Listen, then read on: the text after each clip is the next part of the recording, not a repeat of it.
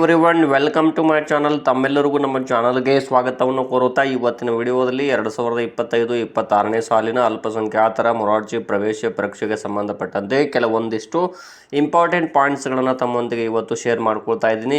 ಇನ್ನು ನೀವು ನಮ್ಮ ಚಾನಲ್ನ ಮೊದಲ ಬಾರಿಗೆ ನೋಡ್ತಾ ಇದ್ದರೆ ನಮ್ಮ ಚಾನಲ್ ಸಬ್ಸ್ಕ್ರೈಬ್ ಆಗಿ ಹಾಗೂ ಬೆಲ್ ಐಕನ್ ಕೂಡ ಪ್ರೆಸ್ ಮಾಡಿ ಅಂತ ಹೇಳ್ತಾ, ಇದೇ ಏಪ್ರಿಲ್ 27, 2025ರಂದು ಅಲ್ಪಸಂಖ್ಯಾತರ ಕಲ್ಯಾಣ ಇಲಾಖೆಯ ವಸತಿ ಶಾಲೆಯಲ್ಲಿ 6ನೇ ತರಗತಿಯ ಪ್ರವೇಶಕ್ಕಾಗಿ ಅಂದರೆ ಪ್ರವೇಶ ಪರೀಕ್ಷೆ ನಡೆಯಲಿದೆ. ಅದಕ್ಕಾಗಿ ಈ ಕೆಳಕಂಡ ಅಂಶಗಳನ್ನು ತಾವೆಲ್ಲರೂ ಪಾಲಿಸಬೇಕು.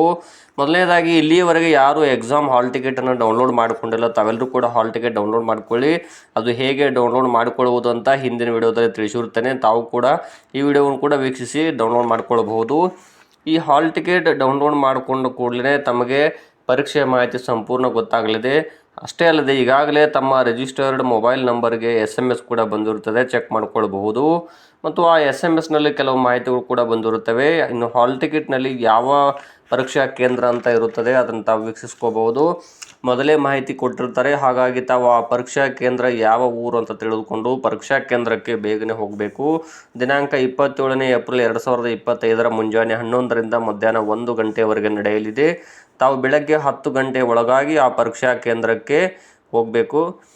ತಮ್ಮ ರೋಲ್ ನಂಬರ್ ಯಾವ ರೂಮ್ನಲ್ಲಿದೆ ಎಂದು ಅಲ್ಲಿ ಹೊರಗಡೆ ಸೂಚನಾ ಫಲಕದಲ್ಲಿ ಶೋ ಮಾಡಿರ್ತಾರೆ ಅಥವಾ ಅಲ್ಲಿ ಆ ಫಲಕದಲ್ಲಿ ಹಾಕಿರ್ತಾರೆ. ತಾವು ನೋಡಿಕೊಂಡು ಆ ರೂಲ್ ನಂಬರ್ಗೆ ಹೋಗಿ ವಿದ್ಯಾರ್ಥಿಗಳು ಕುಳಿತುಕೊಳ್ಳಿ. ತಾವು ನೋಡಿಕೊಂಡು ಆ ರೂಮ್ನಲ್ಲಿ ಯಾವ ಸೀರಿಯಲ್ ನಂಬರ್ ಪ್ರಕಾರ ರೋಲ್ ನಂಬರ್ ಎಲ್ಲಿದೆ ಅಂತ ನೋಡಿಕೊಂಡು ಕುಳಿತುಕೊಳ್ಳಿ. ಯಾವುದೇ ಎಲೆಕ್ಟ್ರಾನಿಕ್ ಸಾಧನಗಳನ್ನು ತೆಗೆದುಕೊಂಡು ಹೋಗಬೇಡಿ. ಅಂದರೆ ಇಲ್ಲಿ ಮೊಬೈಲ್ ಆಗಿರ್ಬೋದು, ಬ್ಲೂಟೂತ್ ಆಗಿರ್ಬೋದು, ಅವುಗಳೆಲ್ಲ ನಿಷೇಧಿತವಾಗಿರ್ತವೆ. ಮತ್ತು ಪರೀಕ್ಷೆ ಎಂದಾಕ್ಷಣ ಇಲ್ಲಿ ದೀರ್ಘ ಉತ್ತರಗಳು ಬರೆಯುವುದಿರುವುದಿಲ್ಲ. ಅಲ್ಲಿ ಆಬ್ಜೆಕ್ಟಿವ್ ಟೈಪ್ ಕ್ವಶನ್ಸ್ ಇರ್ತವೆ. ಅಂದರೆ 4 ಉತ್ತರಗಳಿರ್ತವೆ ಒಂದು ಪ್ರಶ್ನೆಗೆ. ಅದರಲ್ಲಿ ಯಾವುದು ಸರಿಯಾದ ಉತ್ತರ ಆಗುತ್ತೆ ಅಂತ ತಾವು ಅವರು ಕೊಟ್ಟಿರುವಂತಹ OMR ಶೀಟ್ನಲ್ಲಿ ತಾವಲ್ಲಿ ಎಂಟ್ರಿ ಮಾಡಬೇಕಾಗುತ್ತೆ ಅಥವಾ ಶೇಡಿಂಗ್ ಮಾಡಬೇಕು. ಅಂದರೆ ಒಂದು ಪ್ರಶ್ನೆಗೆ 4 ಉತ್ತರಗಳನ್ನು ಕೊಟ್ಟಿರ್ತಾರೆ. ಸರಿಯಾದ ಉತ್ತರ ಯಾವುದಾಗುತ್ತೆ ಆ ಉತ್ತರದ ಪ್ರಶ್ನೆ ಅಂದರೆ ಆ ಸೀರಿಯಲ್ ನಂಬರ್ ಯಾವುದಿರುತ್ತೆ ಅದಕ್ಕೆ ತಾವು OMR ಶೀಟ್ನಲ್ಲಿ ಶೇಡಿಂಗ್ ಮಾಡಬೇಕಾಗುತ್ತದೆ. ನಾನು ಈಗಾಗಲೇ ಹಿಂದಿನ ವಿಡಿಯೋದಲ್ಲಿ OMRನಲ್ಲಿ ಉತ್ತರಗಳನ್ನು ತುಂಬುವುದು ಹೇಗೆ ಅಂತೇಳಿ ತಿಳಿಸಿರ್ತೀನಿ. ತಾವು ನಮ್ಮ ಯೂಟ್ಯೂಬ್ ಚಾನಲ್ನಲ್ಲಿ ವೀಕ್ಷಿಸಬಹುದಾಗಿರುತ್ತದೆ. ಇನ್ನು ಪರೀಕ್ಷೆಯು 3 ಮಾಧ್ಯಮಗಳಲ್ಲಿರುತ್ತದೆ, ಕನ್ನಡ, ಇಂಗ್ಲೀಷ್ ಹಾಗೂ ಉರ್ದು ಮಾಧ್ಯಮದಲ್ಲಿರುತ್ತೆ. ತಾವು ತಮ್ಮ ಮಾಧ್ಯಮ ಯಾವುದು ಅಂತ ತಿಳ್ಕೊಂಡು ಅಲ್ಲಿ ಆ ಮಾಧ್ಯಮದ ಪ್ರಶ್ನೆಗಳಿಗೆ ಮಾತ್ರ ಉತ್ತರ ಬರೆಯಿರಿ. ಯಾಕೆಂದರೆ ಅಲ್ಲಿ 3 ಮಾಧ್ಯಮದ ಇಲ್ಲಿ ಕ್ವಶನ್ಸ್ಗಳನ್ನ ಅವರು ಕೊಟ್ಟಿರ್ತಾರೆ. ಹಾಗಾಗಿ ಕನ್ಫ್ಯೂಸ್ ಆಗಬೇಡಿ. ಇಲ್ಲಿ ಬಹಳಷ್ಟು ವಿದ್ಯಾರ್ಥಿಗಳು ಗೊಂದಲಕ್ಕೆ ಸಿಲುಕ್ತಾರೆ. ಯಾಕೆಂದರೆ ಇಲ್ಲಿ ಪ್ರಥಮ ಭಾಷೆ ಕನ್ನಡ ಇದ್ದವ್ರಿಗೆ ಏನೂ ಪ್ರಾಬ್ಲಮ್ ಆಗೋದಿಲ್ಲ. ಆದರೆ ಇಲ್ಲಿ ಇಂಗ್ಲೀಷ್ ಮಾಧ್ಯಮ ಆದವ್ರಿಗೆ ಅಥವಾ ಕನ್ನಡ ಮಾಧ್ಯಮದ ವಿದ್ಯಾರ್ಥಿಗಳು ಇಂಗ್ಲೀಷ್ನ ಸೆಕೆಂಡ್ ಲ್ಯಾಂಗ್ವೇಜ್ ಇಂಗ್ಲೀಷ್ ಇರುತ್ತೆ, ಅಲ್ಲಿ ಬರೆಯುವಾಗ ಸ್ವಲ್ಪ ಕನ್ಫ್ಯೂಸ್ ಆಗುವಂಥ ಉದಾಹರಣೆಗಳು ನೋಡಿರ್ತೀವಿ. ಹಾಗಾಗಿ ತಾವು ಸರಿಯಾಗಿ ತಮ್ಮ ಮಾಧ್ಯಮದ ಪ್ರಶ್ನೆಗಳು ಯಾವುವು ಅಂತ ನೋಡಿಕೊಂಡು ಅದಕ್ಕೆ ಉತ್ತರಿಸಿರಿ.